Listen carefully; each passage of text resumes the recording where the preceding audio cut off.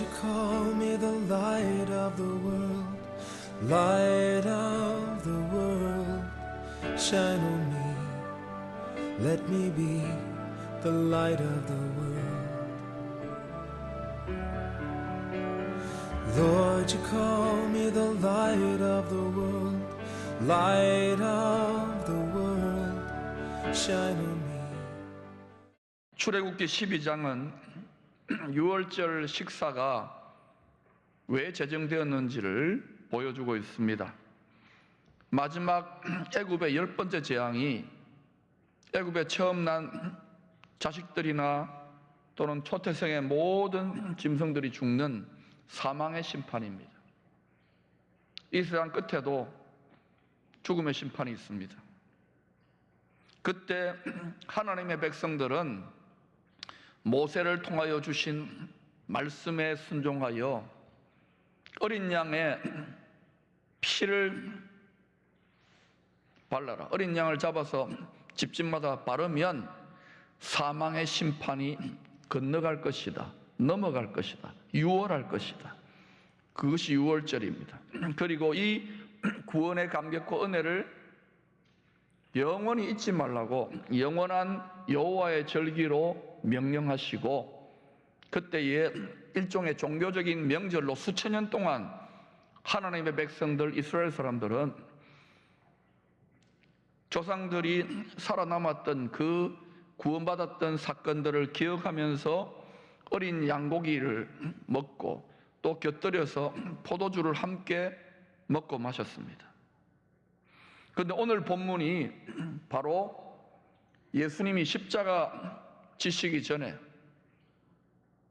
유월절 어린 양으로 희생 제물이 되시기 전에 그 의미를 담은 최후의 만찬, 마지막 만찬 자리를 베푸시면서 바로 출애굽기 12장에 나오는 그 유월절 식사가 바로 죄인들의 생명을 구원하기 위해 희생 제물이 된 나 자신이라는 것을 계시하고 있습니다.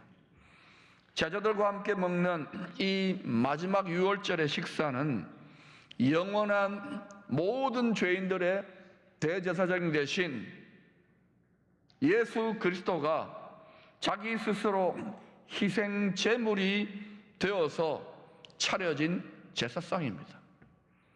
제사상에는 제물이 올라가요. 그 제물이 누구냐? 죽임 당하신 어린 양 예수 그리스도 자신이, 대제사장 자신이 제물이 되는 거예요.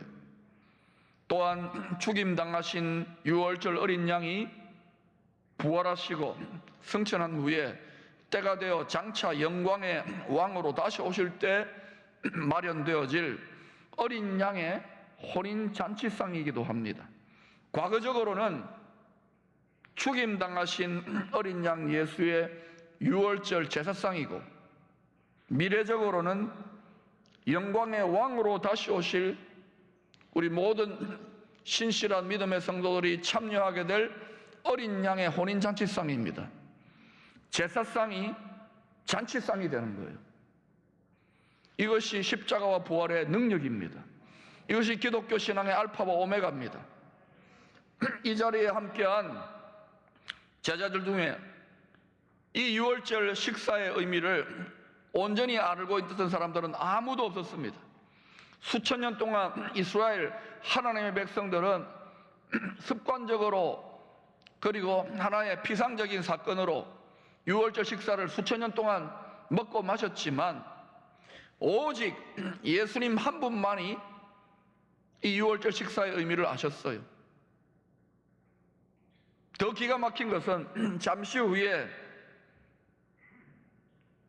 같이 먹고 마시는 자리에 있던 제자 중에 하나는 예수님을 팔아넘기는 배신을 합니다. 뿐만 아니라 나머지 11명도 이 유월절 식사를 먹는 11명도 다 죽음의 두려움이라는 시험에 들어가지고 근심하며 물러나 어둠 속으로 숨어버립니다. 순종하지 못했습니다. 사망의 음침한 골짜기로 들어가지 못했습니다. 오직 주님 한 분만이 하나님 아버지의 온전한 뜻을 이루기 위하여. 때때로 여러분, 신앙의 여정에서 예수 그리스도를 믿는 믿음 때문에 고난을 당하고 핍박을 당하고 어려움을 당하는 경우가 있습니다.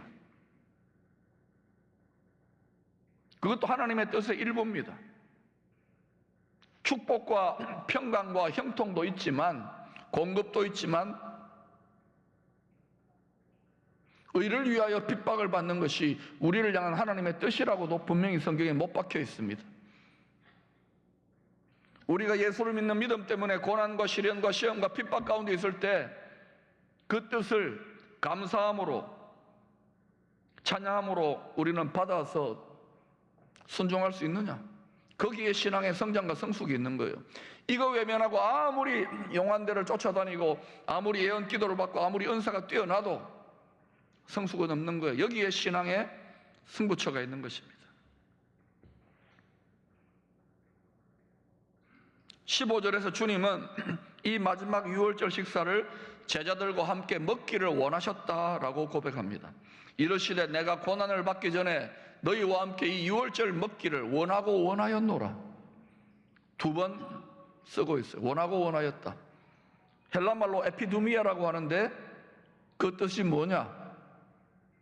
간절히 열망한다. 굶어 죽어가는 사람이 먹고 싶어하고, 목이 말라서 목말라가지고 죽을 것 같은 사슴이, 목마른 사슴이 시냇물을 찾을 것처럼 갈망한다는 뜻입니다. 왜 주님은 유월절 제사상의 특별한 희생제물, 실상은 자기 자신의 살과 피를 제자들에게 그토록 먹이기를 갈망하셨을까요? 사람의 건강과 생명은요, 운동도 열심히 하고 관리도 잘해야 되지만 결국은 먹거리입니다. 먹는 문제입니다. 뭘 먹느냐입니다. 인간의 마음이 썩었기 때문에 이게 썩은 상태예요. 그래서 우리 몸도 흙으로 만들어져 흙이 썩는 거예요. 동시에 우리 삶의 무대가 되는 이 세상의 땅, 흙입니다. 이 흙이 저주를 받아버렸어요. 땅이 썩습니다. 비료가 다 뭡니까? 썩은 거예요. 죽은 것, 썩은 것에서 열매가 나옵니다. 썩는 저주, 사망의 저주가 이 땅에 꽉 들어차 있어요. 아무리 첨단 과학을 동원하고 인공지능을 하고 아주 이거 먹으면 불로장생하는 약이 있다고 속지 마세요. 어느 정도는 도움이 됩니다만 결국은 도토리 키재기 50보 100보입니다. 이 세상에서 아무리 수고하고 애를 써도 우리는 썩는 열매를 먹기 때문에, 썩음의 저주의 열매를 먹기 때문에 결국은 반드시 죽습니다. 그래서 여러분, 우리가 이 세상의 양식을 썩을 양식이라 그래요. 그것만 계속 먹고 그것만 위해서 일하면은요, 욕쟁이 할머니가 이 썩을 놈 이러지 않아도 썩어 죽습니다.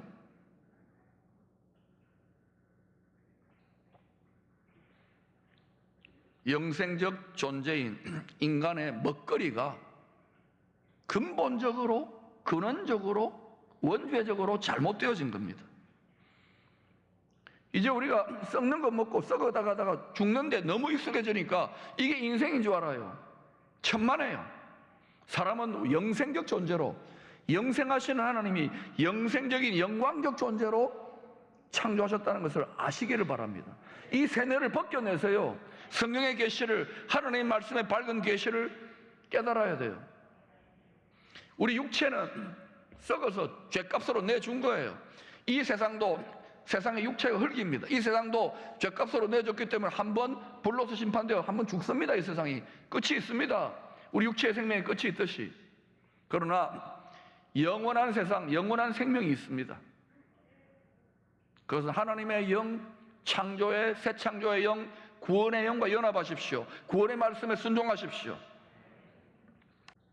요한복음 1장 14절은 예수님이 이렇게 계시합니다. 말씀이 육신이 되어, 말씀이 혈과 육이 되어 우리 가운데 거하심에, 살과 피가 되어 우리 가운데 거하심에. 무엇이요? 거룩하신 하나님의 말씀이 영원토록 이 세상이 사라져도 영원히 존속하는 거룩하신 창조의 말씀, 영생케 하시는 말씀이 혈과 육이 되셔서 이 땅을 사셨던 분이 예수 그리스도입니다. 다시 말하면 예수의 살과 피를 먹는다는 것은 물리적인, 물질적인 의미가 아니라는 거예요. 성찬식은 하나의 보여주는 기념 정도, 또는 조금 더 우리의 육체적 감각, 미각과 시각과 촉각에 도움이 되지만 결국은 뭐냐? 말씀이 육신이 되어, 말씀이 혈과 육이 되어, 말씀이 살과 피가 되어 하나님의 말씀을 영혼의 살과 피로 먹고 마시는 거예요. 여러분이 성경을 지식적으로 아무리 신학 지식이나 방대한 지식 읽어도요, 잘못하면 여러분 영혼이 굶주릴 수 있습니다. 그것은 혼적인 지식과 정보와 교만을 부추기는 것으로 되어지면 여러분 영혼은 파리해집니다. 거기서 영생적 양식, 우리 영혼의, 우리 속사람의 살과 피가 안 되는 경험을 할 수가 있는 거예요. 어떻게 해야 되느냐? 여호수아는 하나님이 너가 성공과 형통의 노하우, 비밀을 가르쳐 주겠다. 그리고 여호수아는 그렇게 살았어요. 여호수아 1장 8절에 이렇게 말합니다. 이 율법책을, 이 하나님의 말씀을, 이 말입니다, 내 입에서 떠나지 말게 하며. 여러분 입에 무슨 말이 자꾸 떠오릅니까? 우리가 그러잖아요. 쓸데없는 말 하고 있네. 저도 돌아보니까 너무 쓸데없는 말을 했어요. 하나님 말만 하려고 노력했어요. 기록된 하나님 말씀을 자꾸만 읊조리면은 여러분이 누구 말을 하고 있느냐? 왕의 말을 합니다. 창조주의 말을 합니다. 그러면 그 여러분 입술로 뱉었던 말이 여러분의 열매로 먹게 돼요. 쓸데없는 말, 특별히 어때요?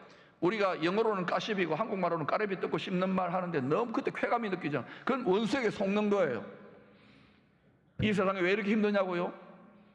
사람들이, 심지어 하나님의 백성들과 세상 사람들이 얼마나 많이 분노하고 말하고 저주하고 정죄하고 판단하고 욕하고 더러운 말을 많이 합니다. 그걸 먹고 있는 거예요. 그래서 세상이 썩고 망하는 거예요. 망하지 않기를 원한다면 하나님의 말씀을 입에서 떠나지 말게 하시기를 바랍니다. 여러분의 자녀들에게 쓸데없는 말 가르치지 말고 하나님의 말 하게 가르치십시오. 입에서 떠나지 말게 하시고 주야로 그것을 묵상하세요. 여러분 무슨 생각합니까? 하나님 생각, 하나님 말씀 생각하세요. 여러분 생각을 말씀으로 붙들어 매세요. 그러지 않으면 세상이 이 생각 저 생각으로 세상 풍조와 사상은 이렇게 갔다가 저렇게 갔다가 전 세계를 지금 핑크빛의 성윤리 타락의 사조로 이렇게 전이부대로 세워가지고 포도원을 허무는 작은 여우대로 서구 사회가 지금 완전히 엉망진창이 됐잖아요. 이제는 아시아로 침노에 들어오는데 교회와 성도들이여 거룩함을 지키기를 축원합니다. 하나님의 생각으로 여러분의 말씀을, 여러분의 생각을 묶으십시오. 주야로 그것을 묵상하십시오. 생각하십시오. 그리고 제일 결정적인 것은 그 안에 기록된 대로 다 지켜 행해야 됩니다. 약속을 지키십시오. 순종하십시오. 순종할 때 능력이 나타나요. 순종하지 않으면서 아무리 기도해도, 순종하지 않으면서 아무리 지식을 쌓아도, 순종하지 않으면서 아무리 설교해도 능력이 나타나지 않는 것입니다. 약속 지키면 하나님은 우리를 언약 백성, 계약을 맺었습니다. 그리하면 내 길이 평탄하게 될 것이라. 내가 형통하리라. 성공적이 될 것이고 번성하게 될 것이라는 말입니다. 만약에 여러분의 인생에 목사님 내가 말씀대로 열심히 신앙생활 했는데도 왜 나는 되는 게 없고 기도해도 안 되고 안 됩니까? 요새 안 된다고 말하는 사람들 너무 많아요. 목회가 안 되고 선교가 안 되고 사업이 안 되고 장사가 안 되고 하나님 된다 했는데 이유가 뭔지 아십니까? 양식을 안 먹어요. 무엇을 먹을까, 무엇을 마실까에 썩을 양식에 신앙의 에너지와 말씀의 에너지도 그쪽으로, 믿음의 에너지도 그쪽으로 화하고 있는 거예요. 속는 거예요, 원수에게. 속지 마시기를 축원합니다. 하나님의 말씀을 꼭꼭 씹어 먹으세요. 날마다 하나님의 말씀을 떠올리세요. 주야로. 그리고 영혼의 양식을 먹으세요. 썩을 양식도 먹어야지. 우리는 살아야 되니까. 이 썩을 세상을 살려면 썩을 양식을 먹어야 됩니다. 돈도 벌어야 되고 밥도 먹어야 됩니다.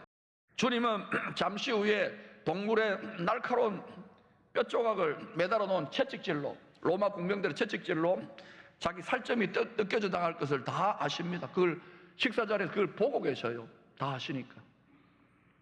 창자국에 찔릴 것이고 가시면류관에 머리에서 피가 날 것이고 양손발에 못자국 때문에 피가 자신의 붉은 피가 흐를 것을 미리 다 아시고 미리 내다보고 계십니다.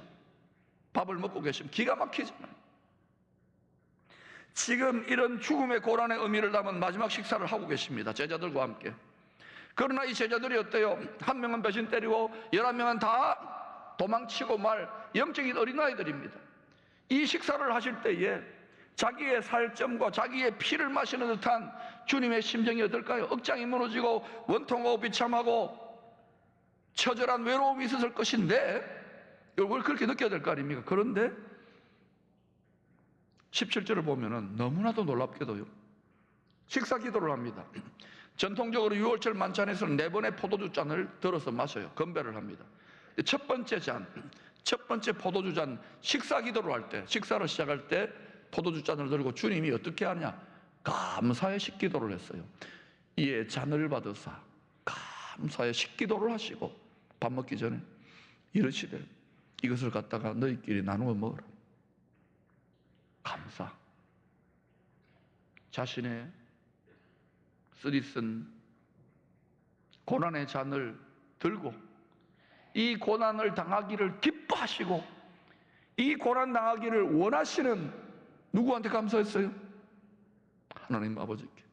제자들을 바라보고 사람을 바라보고 세상을 바라보면 예수님 답답합니다. 억장납니다. 화날 겁니다. 어떻게 내가 지난 3년 동안 너희들과 이럴 수가 있었지만은 주님 하나님만 바라보았어요. 그 누구도 위로가 안 되는 거예요. 하나님께 감사하였더라. 여러분 올 한해 코로나와 씨름한다고 많이 힘드셨을 것입니다. 여러분 감사가 넘칩니까?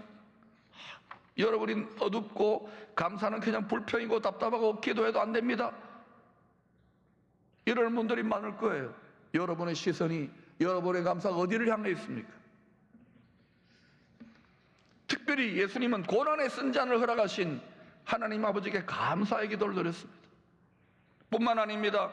이 지상에서 마지막 유월절 식사를 하신 후에 예수님은 장차 제자들과 어린 양의 혼인잔치에서 천국의 새 것으로 새 양고기와 새 포도주로 기쁨 중에 어린 양의 혼인잔치 상을 그때 먹고 마실 것을 기약하면서 제자들과 함께 감람산으로 기도하러 가십니다. 그 장면을 마가복음 14장 26절은 이렇게 묘사합니다.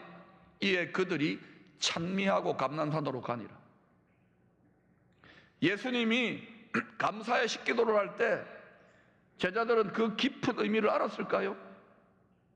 그냥 맛있는 거 양고기 모처럼 먹는다, 포도주 먹는다, 그런 정도의 느낌이거나 조금 더 뭔가 분위기가 다르다는 정도 느꼈겠죠. 피상적입니다. 너무 얕습니다. 뿐만 아니라 식사 끝나고 산보하듯이 감람산으로 갑니다. 기도하러 가는데 그때도 그냥 예수님들 기도하시니까 예수님 찬미하고 노래 부르니까 습관적으로 부르는 거예요. 우리가 무슨 기도를 드립니까? 무슨 노래를 부릅니까? 오직 주님만이 하나님 아버지께서 자신에게 마시기를 원하시는 고난의 쓴 잔을 마실 때에 온전한 감사의 기도를 드렸습니다. 오직 주님만이 하나님 아버지께 찬미하며 즐거운 마음으로, 우리가 자주 부르는 즐거운 마음으로 십자가를 지고 가셨어요. 노래 부르며. 여러분 예수님이 십자가지로 감람산으로 가고 골고다로 끌려갈 때 질질질질 안 죽으려고 막 그렇게 하지 않았습니다.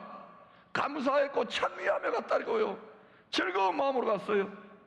그러나 우리는 다 양 같아서, 다 범죄한 제자들 같아서 각기 그릇 행하여 제 길로 갔습니다. 이것이 우리의 실존입니다.